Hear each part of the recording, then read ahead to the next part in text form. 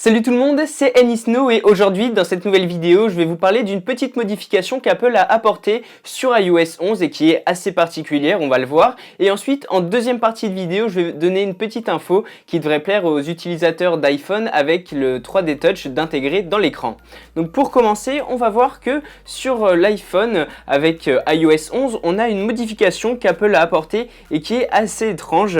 Alors en fait désormais lorsque vous voulez couper la Wi-Fi ou le Bluetooth depuis le centre de contrôle, ça ne coupe pas réellement la Wi-Fi et le Bluetooth. Regardez, là j'ai la Wi-Fi, le Bluetooth, j'ai tout qui est activé.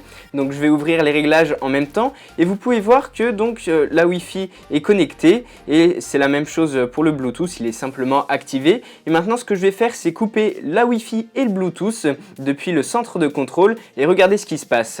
Donc je retourne dans les réglages et vous pouvez voir qu'il y a marqué non connecté pour la Wi-Fi et le Bluetooth. Et en fait la Wi-Fi n'est pas coupée, simplement elle est juste déconnectée de votre réseau Wi-Fi et c'est exactement la même chose pour le Bluetooth, il est simplement désactivé. Donc en fait Apple ne vous permet plus de désactiver le Wi-Fi ou le Bluetooth depuis le centre de contrôle et ça c'est assez dérangeant quand on a l'habitude de couper le Wi-Fi ou le Bluetooth pour des raisons qui sont assez simples, simplement pour se déconnecter d'un appareil. Donc ça c'est ce que permet de faire Apple. En fait quand vous appuyez sur le bouton ça vous déconnecte de votre box ou d'un appareil Bluetooth, mais si on voulait couper la Wi-Fi et le Bluetooth pour économiser de la batterie par exemple, ça ne se fait pas directement depuis le centre de contrôle et ça c'est assez embêtant. En fait, Apple a choisi de fonctionner de cette manière en se disant que ceux qui veulent couper le Bluetooth parce qu'ils utilisent par exemple une enceinte connectée ne veulent pas couper en même temps le Bluetooth pour l'Apple Watch. Donc en fait, quand vous désactivez ici, vous vous déconnectez de votre enceinte par exemple, mais ceux qui possèdent une Apple Watch ne sont pas déconnectés de leur iPhone, donc c'est plutôt un avantage pour ces utilisateurs-là.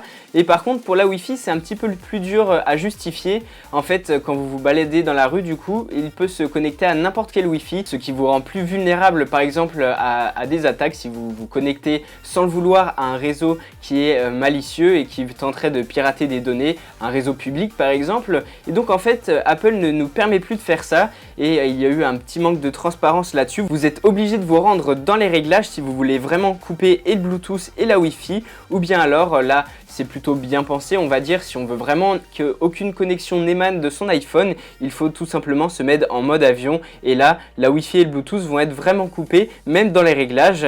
Mais voilà, on aurait préféré pouvoir réellement éteindre la Wi-Fi et le Bluetooth depuis les réglages ou alors pouvoir le faire en appuyant sur le menu du Control Center avec une possibilité de simplement se déconnecter et une possibilité de vraiment couper le Wi-Fi. Donc voilà, Apple a fait une petite modification. Dites-moi ce que vous pensez de ça dans les commentaires. Perso, j'ai trouvé ça un petit peu dérangeant. Pour tout vous dire, au début, quand j'avais la bêta d'iOS 11, je pensais que c'était simplement un bug. Maintenant, je vais passer à la petite info qui va faire plaisir à ceux qui possèdent le 3D Touch, donc sur l'iPhone 6S, l'iPhone 7 et les iPhone 8.